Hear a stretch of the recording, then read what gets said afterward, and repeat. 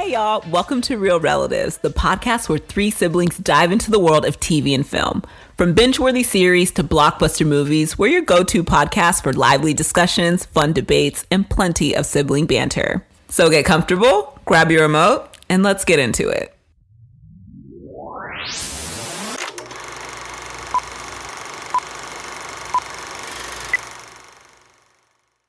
I'm Tosin, lover of boba, space heater enthusiast, and Dunder Mifflin Employee of the Year. And I am Penny Carmichael, Queen of the Zillennials, Empress of Sass, and Head House Hunter. And I am Gene Rogers, tired but happy, father of two and husband of one, corrector of grammar and resident nerd. And we are the Real Relatives.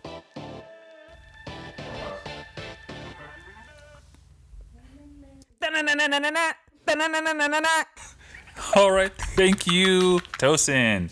So for those of you, I'm sure you've guessed by now because that was very accurate singing, but in the binge section of our episode today, we're going to be covering The Bear. And in the banter segment, we are going to be talking about some recommendations. We recommended some shows to one another, and we're just going to talk about our thoughts.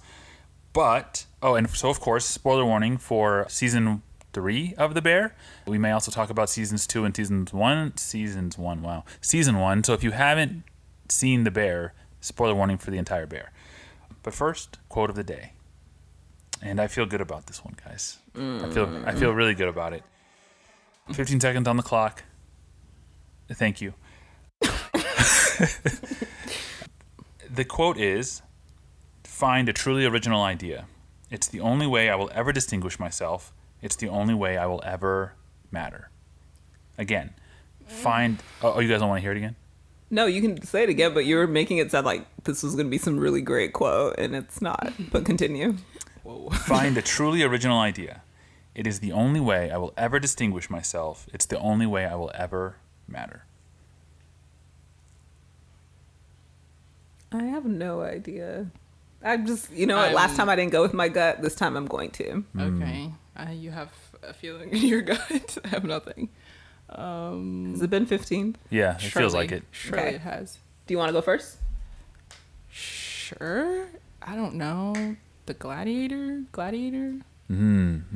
The Bear. No. What? The Bear. No. In fact, I actually think that should be against the rules. Why? No, you did it. I did once. it for Three Body Problem. Yeah. Oh, yeah, and it pissed me off. I just feel like I don't know, but whatever. It's wrong. The answer's wrong. Penny, you were close. Oh. 300. No, not in that way, actually. It's from A Beautiful Mind. The movie about John Nash. Tomato. Oh, I don't care about that. When I said I had a strong feeling about it, what I meant was you guys are not getting any more points because I got to catch up in this game. Wow, not saboteur. Oh my gosh, evil. A Beautiful Mind was about a person who was brilliant but also going through severe mental health issues, and that's the tie to the episode today, because I think that's exactly who Carmy is. So, but first, let's hop into a little summary of season 3 of The Bear. So, season 3 starts off where season 2 left off. Carmy's relationship with Claire is in shambles. His relationship with Richie has been reduced to FUs and spitting at each other. And The Bear survived its opening night, but every night feels like they're on the edge of collapse as Carmy changes the menu at a whiplash pace, and Sydney, Richie, Sugar, and the rest of the team struggle to keep up. It becomes clear that Carmy is passing along toxic habits picked up from traumatic past cooking experiences under a chef that was a complete a-hole. And all the while, the restaurant's costs are skyrocketing and Carmy's uncle's thinking about pulling the plug every day. Meanwhile, the facts are causing constant chaos. Tina and Ibra are just trying to survive. Richie is trying to keep his head above depressive waters. And Sugar is battling anxiety about passing along all the worst traits of her family to her child. Marcus is trying to deal with the death of his mom by burying himself in work. And maybe craziest of all, Sydney is considering a job offer to work in a friend's new restaurant with more autonomy, more stability, more money, more respect, less screaming, and maybe less of a family feeling. But that is basically The Bear season 3. What did you guys think? Dang, after hearing that summary, I'm like, these people are down bad, man. It's kind of a depressing show now that I think about it. And it's crazy because it does compete as a comedy. I know, right? It's a dramedy. Yeah, I mean, for sure. I mean, really it is, but, you know, that's a whole other Yeah, conversation. I already told you how I feel about the show. But tell the listeners. I am. So great work, everybody involved. It is not my favorite show. Sure. It's just not like what I would gravitate towards.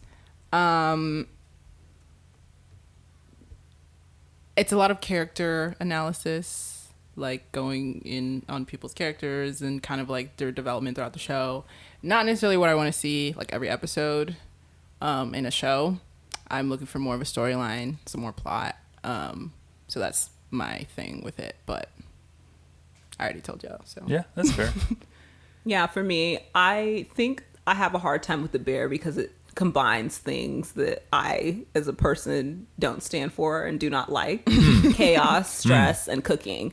Those are on like my top 5, list of things that I don't like. So to see that in a show and with people who don't really seem to be growing as characters is also just kind of like frustrating to watch. And also this season, it was just so like, let's dive deeper into the characters. And I'm not super invested in these characters, so I was just kind of like, meh. I think season 1 and 2 were more my vibe because there was more of like a story that was being pushed forward. This one was just like, let's learn more about these characters that already begin on my nerves. So. Maybe that's what it is. A lack of like interest in the particular characters. Yeah, they're all kind of a mess. Which is fair. You did say you like mess. No, but they're just yelling at each other in the kitchen, and also it's like dirty, and it makes me not want to eat at restaurants. So. Ooh, yeah. I'm not gonna lie. When now that they're in this high end place and it's clean and crisp, and I'm like, oh, thank goodness. Oh yeah, that's fair. That's fair. We're germaphobes here. So. So my take, broadly, I agree in terms of like there wasn't a lot happening. It kind of felt like, a lot of times they're like, oh, it's an 8-hour show or 6-hour show. It's really like a long movie, but most of the time it's not. It's just 6 episodes of something. This really did feel like a long movie. Like it had like kind of 8 episodes, but the plot of one movie. It was a lot more, like you said, about characters. I like the characters, and I'm into the background of the show. Like I like watching them in the kitchen. Saying yes chef, no chef, corner, behind chef, all that stuff is, I don't know, interesting to me. But I do also feel like there were a couple of like moments, right? There were a couple of like big plot things that did happen. There weren't a lot. There could have been more, but there were a few. Like I thought one of the bigger plot things that happened, like for Sugar, right? She obviously was pregnant. Her water broke. Now she's doing road rage on the highway trying to get herself to the hospital. I mean, that was pretty crazy. Pull over. Mm-hmm. Well, I don't know. What would y'all have... How are you handling that situation? I would probably just stop driving my car and cry. Put on the emergency thing and just like cry. That's it. Wow. And then I'm calling my sisters. I'm calling Jean. I'm calling my best friend, and I'm working my way down the list. Which is tough because like nobody picked up. Yeah, because they're all consumed with that freaking restaurant, bro. Well, they're not allowed to have their phones out during work, which makes sense. Yeah, because they're consumed with that freaking restaurant. Yeah. I also am not built for this life, which is also, I think, why I can't connect maybe with the show, because I don't understand why y'all are so invested in your job. So if you were Sugar, you'd be like, they're not picking up their phones. They're stupid for being invested in their work. No, that's not helping me. I'm not necessarily talking about Sugar particularly, but I'm just saying it's okay. It's hard for like work to be your passion. So yeah. Anyway, I don't know. Like my water's never broken. I've never. Oh my God. All right. So I was gonna say, I was Betty. like, I don't know. I guess you can't really just get out and like be walking and. Yeah. And it seemed like a far. I mean, it was like she was on a highway, so it seemed like a far walk. It was just like, and you can't really do anything. Like, no one's gonna understand. Like, you don't have any sirens, so you can't just like flip your sirens on and people understand I'm pregnant. But all the people that were cutting her off, I was getting like upset on her behalf. Like, this woman is like pregnant and literally going into labor, but they don't know that. Yeah. One person did pick up. Her mom, who, a little bit of a stressful relationship with. Her mom is kind of a narcissist, alcoholic, recovering. I don't know. I thought it was interesting to watch from the perspective of like, she was obviously clearly damaged by her mom. One of the main things that she cares about as a character is not passing along all the things her mom passed on to her. So having her mom there was really It felt like a really interesting character choice. But then also there was this moment where her mom was like, do the breathing. He, and she was like, just shut up. And I was like, oh, these people talk to their parents any kind of way. But like the breathing actually did help her. It was just like, from someone who's hurt her so much, it was really hard for her to take advice or accept that like there might be something that this person has to say that could be helpful. Yeah, I agree. I remember watching that part and being like, yes, your mom is nuts and she can be, you know, super annoying and problematic. But I'm like, just listen. Listen, this is someone who's given birth to 3 kids. Like in this very moment, you can listen to your mom. And she kept telling her mom to shut the F up. And stuff. Like white people talk crazy to their parents. And that just reminds me of a time real quick. Yeah. I was in the 2nd grade. This is when we had like moved over into like a white neighborhood from where we were living before. And so I had like white friends for the first time. And then one time I was with my white friend in her car with her mom, and they were both trying to tell me a story at the same time. And they kept talking over each other. And then at one point, let's say her name is Sarah. Sarah's like, oh my gosh, mom, shut up. I'm trying to tell her the story. And I froze. Bro. I was like, oh, her mom about to swing on her back. And her mom just laughed and was like, well, I want to tell the story too. Seared in my mind. I'll never forget. I went home, told my mom the story. My mom was like, you better never ever say something like that to me again. I was like, girl, I was just trying to tell you the story. I'm saying, even in the telling of the story, you're going to get in trouble from... Sorry, what words? Sorry, what did you say? No, sorry, you missed the quotes. I said, she said, mom. She said, not me. Shut up. But why are you saying get the belt? Craziness. I mean, but like, I think it's easy to be like, sugar, listen to your mom. But how... In that specific moment, she could have listened to her mom. She could have listened to her mom. But her mom also could have listened to her. Think about how many times our parents, I think... most people can relate to this, right? Whether you have a difficult parent or your parents can be difficult, whatever. Yeah. It's like they're saying things that make sense, but I don't want to hear it from you, right? Like or even older siblings. What'd you say? Oh my gosh. Okay. Anyway, this is not therapy session. All right, go ahead. But, you know, I can understand like how she's just like, bro, you're not the last person I wanted to be here. Facts. Okay. You were literally the last person. Like, I did not want you to. I wanted to be here. And like, now you're trying to talk to me and like tell me things. And it's like, okay, well, you know, you should have been telling me all these things my whole life, like helping me, supporting me, whatever. So I can understand her frustration and her not wanting to listen. Obviously, you know, they do their little kumbaya at the end or whatever. But kind of. But I appreciate that even the kumbaya was like very real, right? It was like very much like, there's this huge moment happening which kind of presents us an opportunity to like talk about how we really feel. And I was like, yeah, I didn't want you to be here because like you added a lot of terrible things to my life. She's like, even like my husband, who, by the way, what's his name? Pete? What's his name?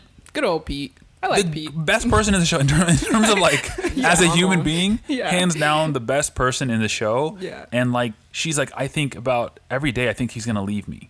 And I'm like, this guy could not be more in love with you, but like the damage runs so deep from those young years that like even having a loving person in your life now doesn't fix it. So I can understand that. And you're the thing I worry about most passing on to my kid is you. And now you're here when my kid is coming into the world. I just thought that was, I don't know, it's a crazy moment. That must be a crazy thing to hear as a parent. I know I'm not a parent, but Gene, you know. Yeah.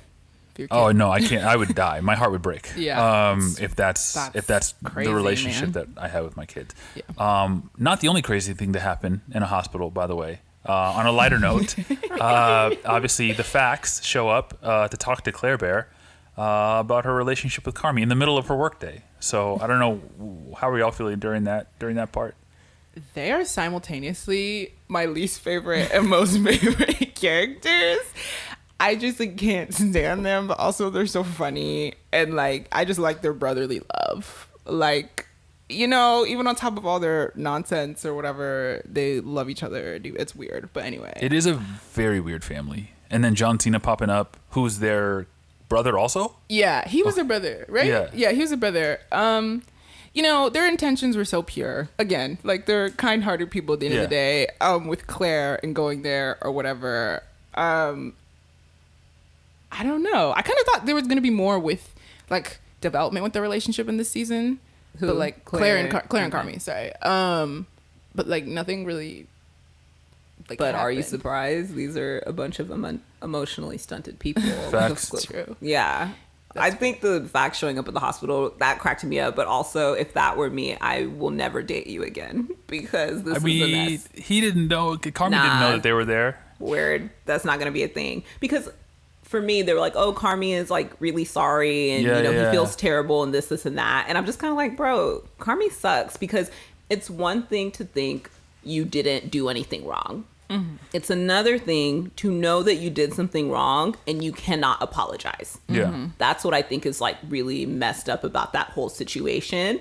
And so I'm just like, Claire, maintain your peace and just like keep this relationship, let it be done, and keep it that way. Which is, and look, you're probably right. You're probably right. But when you think about Carmy and who he is, if you look at his like personal life during his most formative years as a person, his mom gave him no real example of how to just operate as a functional human being. All right, fine. He leaves home and he goes into the workforce. And when you look at the most formative person in his life professionally, that person also gave him no tools. And again, he's an adult. It's up to him to like figure out how to heal and learn, but he's clearly not done that. Like every example that he's had of like how to operate as a person, as a professional, is just like broken. So yeah. I'm not saying the way that he acts there's not a reason for it, but it's just kind of like, again, Claire shouldn't be the person to pick up the pieces. No, facts. You can't, don't try and fix these men. You said maintain your peace. It's funny because they kept saying you are the peace, like Claire. Yeah. Like for him. And I was like, get somebody else to do it. I remember that social media trend. They were always like, oh, you women, y'all should be his peace. Be his peace. And I was like, I will fight to be the opposite. Get somebody else to do it. I don't think that's the job either. No, go to therapy. Find your peace. Let's work after you get therapized. Like, we'll figure it out. But I'm like, no. That's like season 7. No, but even after therapy, I think they should be done. Because he should apologize. Not even try and get back together with her, but off the strength of that, I think that would be such a turnoff for me personally. That's true. Whether you go to therapy or not, it's just like you could have said sorry. You said nothing to me. Actually, that's true. You need to at least apologize, and then we can like something. But you're right. Like, the lack of apology is a huge issue. Yeah. Even when he did apologize, by the way, like because he did apologize to Richie. But it was a very weak apology. Yeah. Guy called. He said, I said some stuff. You said some stuff, and I think neither of us meant it. I'm sure. So sorry. I love you. But you know what I've noticed about him is like I think he's slowly even. Still, homeboy has a lot of work to do. Yeah. But even slowly, like I'm seeing him, and I think certain people in his life, it's easier for him to say sorry to. Maybe with like Sydney, I feel like. I've saw him like in little ways, not in huge ways. Yeah. He said he would be like, okay, I'm sorry. Or he would kind of like have to bring himself like down a little bit a couple times. And I'm saying in small ways, because Tosin's making a face. I'm making a face, yeah. In small ways. But I feel like I remember the first season, he was very like, no, like my way is the way, like kind of like. Which he was doing this season. He was, I feel like I saw moments where he was like, you know what? I'm sorry, like that wasn't cool. Again, not always the best apology. He still has there's room for improvement, but I just noticed slowly there's some things shifting. This is somebody. Go ahead. He just doesn't get it. Like I know we're going to talk about Carmy and Sid a little bit more later, but let's talk about it now. Okay, at one point, Sid is debating whether or not she wants to leave the restaurant, go work somewhere else, yada, yada, whatever. And she's talking to Carmy, and they're like, okay, the restaurant's closed. She's like, oh, I have something to talk to you about. Never mind. I'll talk about it later. And so he was just like, okay. And then he basically was like, you need to learn how to keep up with me. I think in that conversation, he did give one of his little half apologies, but then he also followed it up with like, oh, you're not on top of things, or you're not able to keep up with me. And he just lacks awareness. Well, his apologies suck, and then he doesn't know, he has zero awareness of what is actually going on. I do agree he lacks awareness, but actually, I took something else from that moment. Because I thought that, hold on. I thought he was, because he said, I don't want it to be, so it was actually 2 things. One, when she said she wanted to talk, he said, she's like, I want to talk. And he was like, all right, what do you want to talk about? And she's like, oh, you know what? Never mind. It's not the right time. And he was like, I think he said something like, are you sure? Like, I'm here. Mm-hmm. And she's like, no, it's okay. Because like, which I think helps their relationship. It's actually, no, look. It helps it in moments like what Penny was talking about, where it was like, oh, like he would come down, like when he was talking to Sid, like he would like kind of give her like little apologies or be like, oh, sorry, chef. But it's because like neither of them actually communicate. Like neither of them is ever going to actually get off what they want to get off their chest. So like it leaves their relationship in kind of a weird, like it never fully escalates to where he and Richie got because they're not close enough for that, right? Like and they're never honest enough with each other for that. So in terms of the day-to-day for the restaurant, it is actually probably helpful, but like in terms of their actual relationship, it's trash because he doesn't actually know how she's feeling. It's not helpful because look at the restaurant. It's chaotic. Like if he would listen and they would talk through things, and they may not be in the situation that they're currently in. It's a lack of communication between them, which is why the restaurant, or part of the reason why the restaurant is such a hot mess. That is true. I guess what I mean by good for the restaurant, maybe you're right, it's bad for the restaurant. Terrible. But it is, She's about it's to like, leave. it is decent for their ability to work together every day, because I think if things blew up between them, like he doesn't actually know how to fix things like with a deep apology and with deep conversation. So they actually need like something that is a little bit, it's not a good form of communication, but like having open and honest communication is something that they're not ready for either. But even when he was like, he said to her, I wish it wasn't so hard for you to keep up with me, or I wish I don't think he was saying like, I wish you were more on top of it. I think he was saying like, oh, I wish there was like something I could do about it, or I want to do something about it, but he didn't explain. But that's why it's ambiguous to us as well, is like he didn't explain. And she said, and he said, all right, and good night. Credit in this situation. I'm just saying that's how I interpreted it. Doesn't know how to do things. He knows how to cook. And you know, he knows how to cook, but he clearly doesn't know how to operate a restaurant. Yeah. But you know what? I think, you know, it's a cycle of abuse. He has a lot of issues from his, you know, it is a for cycle. Sure. Yeah. And it's one of those things again, like even with like the parenting, like, you know, when you have that kind of experience as a kid, like even I've talked about it in therapy with my therapist, like my parents were great parents, but there are certain ways that they affected me negatively. And like, I carry that stuff, even though I've had a number of positive experiences, or a number of people kind of tell me like, oh, you are enough, or like your value is like whatever it is, like you have inherently high value, you're still affected by what happens in your formative years. Right. And when I look at Carmy as a chef, even like, it's clear that one of his first jobs was with that, I don't know, that abusive chef or whatever. And like, you then like see throughout his life, he actually had a number of positive experiences in restaurants. They were all positive except for that one. Except for the one. But sometimes, like I know I've been in work situations where like a couple jobs ago, like you go to work, you have a great day, you get good feedback. Then your boss is like, nah, but you messed this thing up. And that's all I'm taking with me for the rest of the day is like, I'm bad at my job. Because like all the negative stuff sits with you, all the positive stuff is in one ear and out the other, and that just is how people are sometimes, and definitely is how Carmy is. Yeah. I mean, to work on that. Yeah, I feel like I recently had like a rough experience like with work, and I think like whether you learn from it or not, I think sometimes those like negative experiences can just stick with you more than the positive ones. I think like in all aspects of your life, unfortunately, but I guess that's just how the human brain kind of like works. So clearly he's taking all that negative energy and those experiences and like bringing it into his restaurant. Yeah. Even with Richie, I mean, Richie's a little bit different, but like he's just I feel like this guy's bordering on depressed. I thought he was doing better, which is kind of sad that I think Richie's in that weird place of like, I don't, you know, or at least for me, a time when I've been very down in the dumps and out, like feeling my lowest of the low was right before I broke through into something better. And I think that's the journey that we're seeing Richie on right now. So he is like pretty down in the dumps, but we're also starting to see like little inklings and things that like, oh no, Richie is probably going to make like his life may take a bit of a 180 for the better. Because he, you know, is being more serious about his job. He worked it ever. He seems passionate about what he's doing. He's being an active father, which I think he was already, you know, in his kid's life and stuff. And he's like making peace with his, the soon to be, you know, guy that his ex-wife is marrying and things like that. And I'm just like, no, actually, I think Richie is about to break through into something better. Maybe not with Carmy, but just in his life. Yeah. Because I saw that, but I was also like, I felt like Richie's mindset, like whenever it was closing, right? He was like, oh man, do you ever feel like all the good stuff is going away? Or like with his family, he's like, oh, you know, he's starting to get his life together, but now he's asking like, do you think it'd be better if I wasn't in my daughter's life? Like, should I take a step back and just let her be like a family with, you know, her mom and the new boyfriend?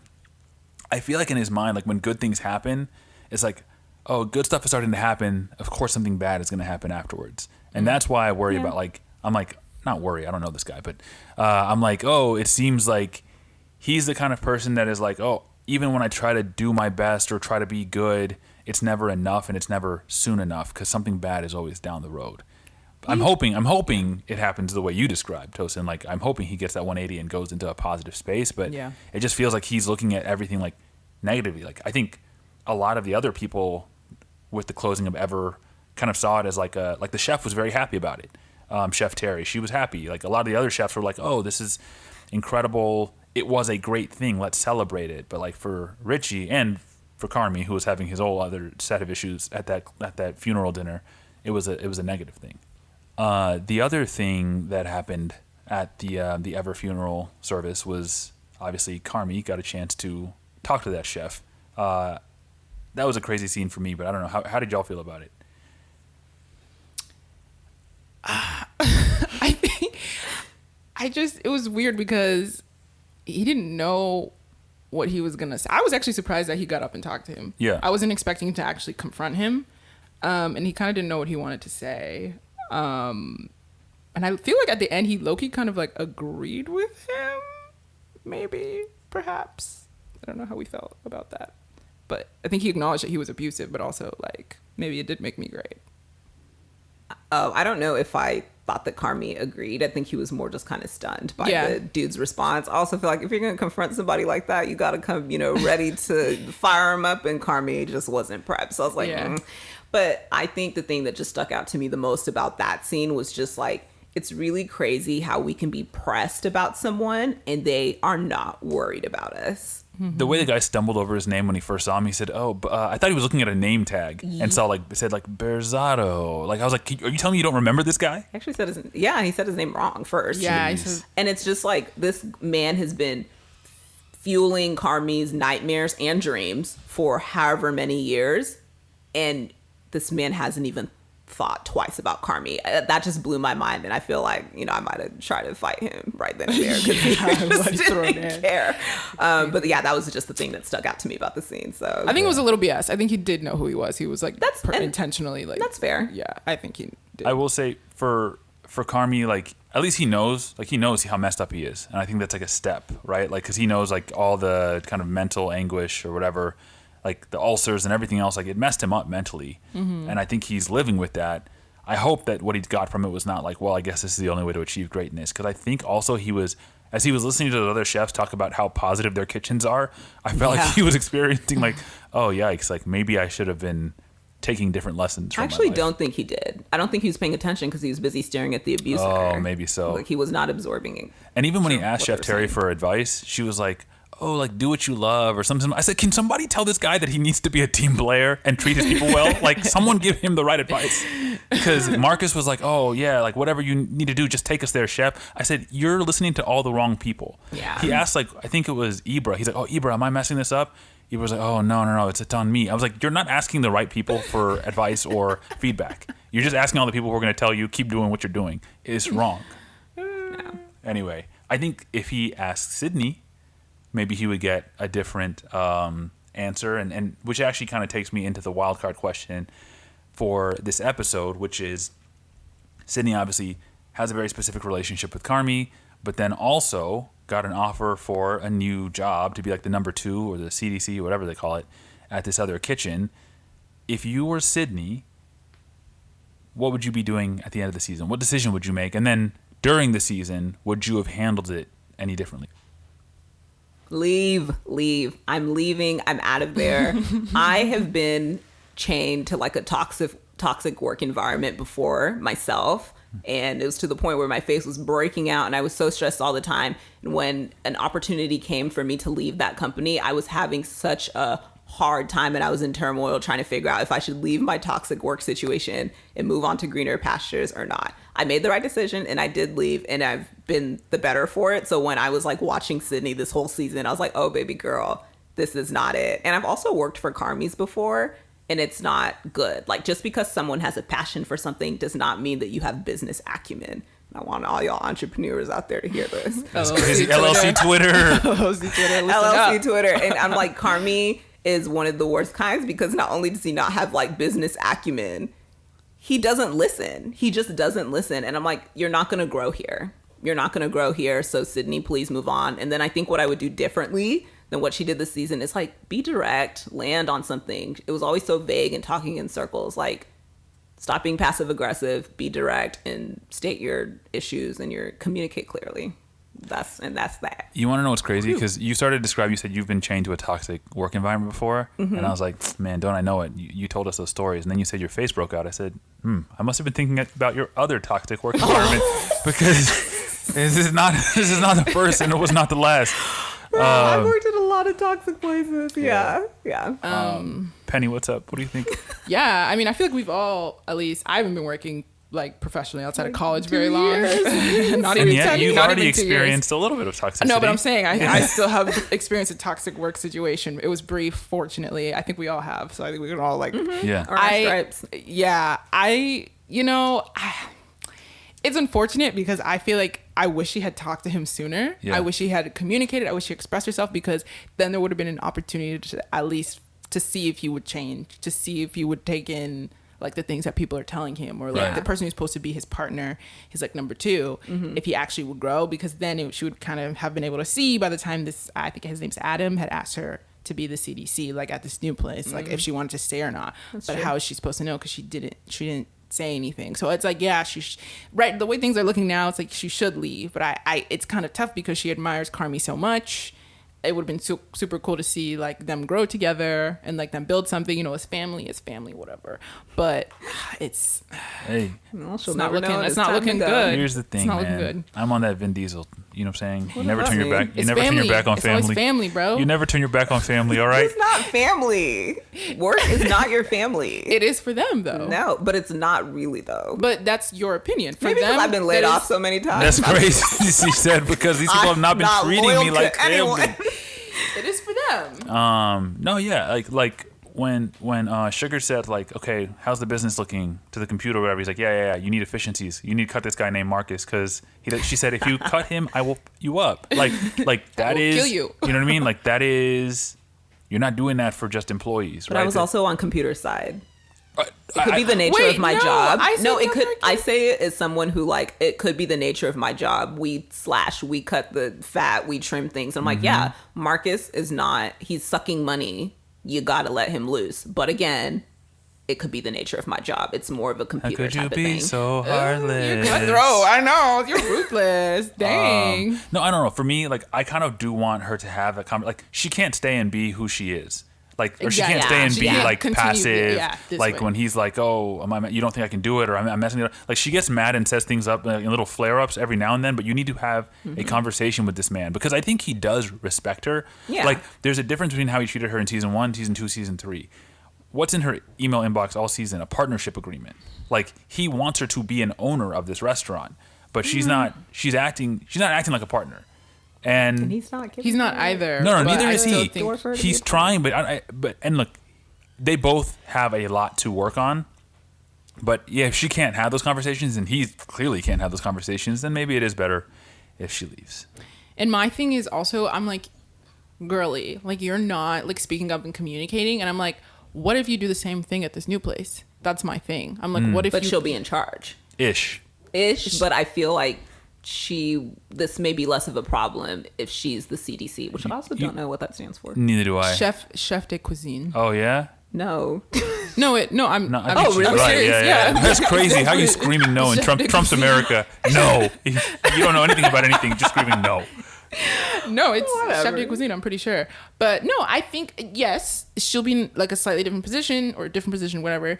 But still, to me, I'm like, you need to work on like expressing Communicating, yourself absolutely. and communicating. So to me, I'm like, girl, you can go, but like, are you gonna really like make the changes you Facts, want? because she maybe well, I was gonna say we've all been in positions, or at least I have, where I'm leaving a quote unquote bad job for a better job, and I get there and find out I'm at the same job. Yeah, that always So, happens. But, that I could be think Sydney. We can all agree Sydney needs to leave. All right. Well, look, ladies, again, we've binged. Let's banter.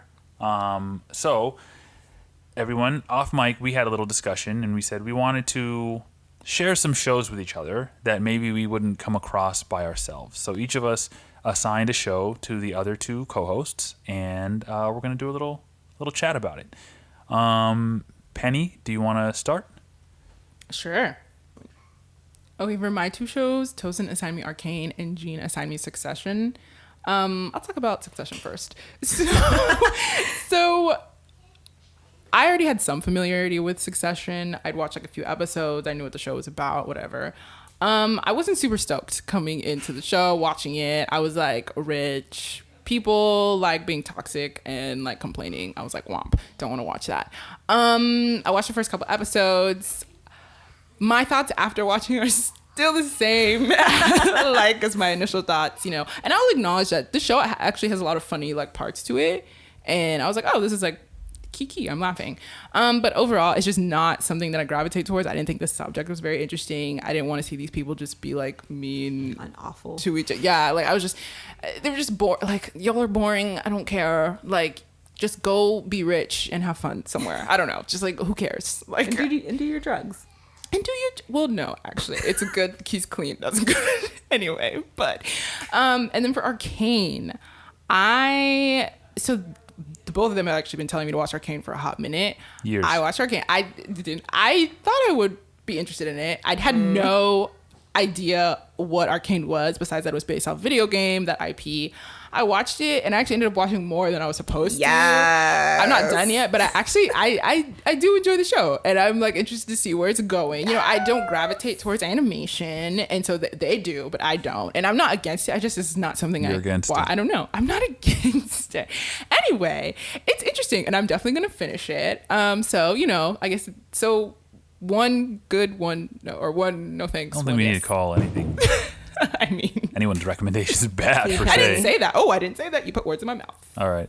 Penny, always listen to your big sister. Anyway, so for my show recommendations, Jean recommended Hunter x Hunter to me, and Penny recommended Bad Sisters. I'm going to go to Hunter x Hunter first. So initially, I wasn't interested because the monsters are not cute, okay? I like cute things. I like aesthetic things. Those monsters were fugly, so I wasn't interested. But actually, as I was watching the first couple of episodes, it is a cute show. There's lots of pluck, especially in that main character, very plucky kid, which was sweet.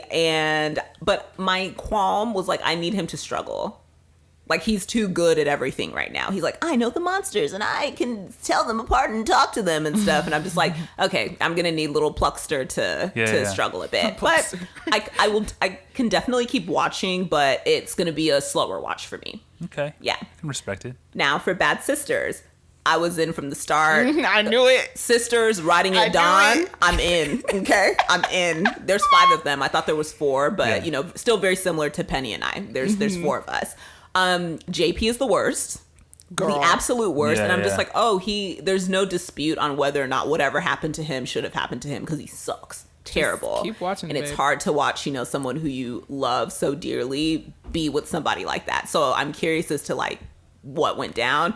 So basically you can see from that I'm going to keep watching. I'm excited for you to keep watching because what we need to discuss. Yeah. And Eye Patch Sister, I'm like, well, you're a menace, and I already know it. You're a menace. We all know who that is. I had a lot of fun trying to track each sister. Like that's what I'm trying to do. Matching us. Yeah. That's what I'm trying to do none of you are the View sister, one. But anyway. So then for me, by the way, I'm glad you're going to keep going on Hunter x Hunter because there is struggle. Don't worry. Okay.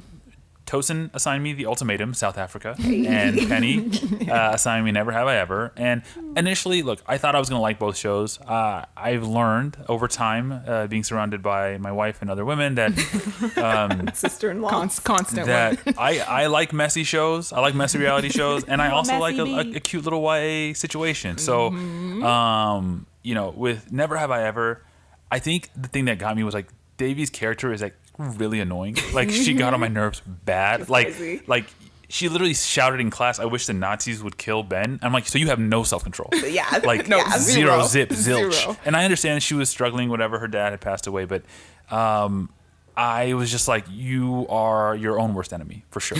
Oh, yeah. So that is interesting, though, and I was like definitely curious as what was going to keep going. So I think that one I might might keep watching it. Slow and watch, then yeah. Ultimatum South Africa.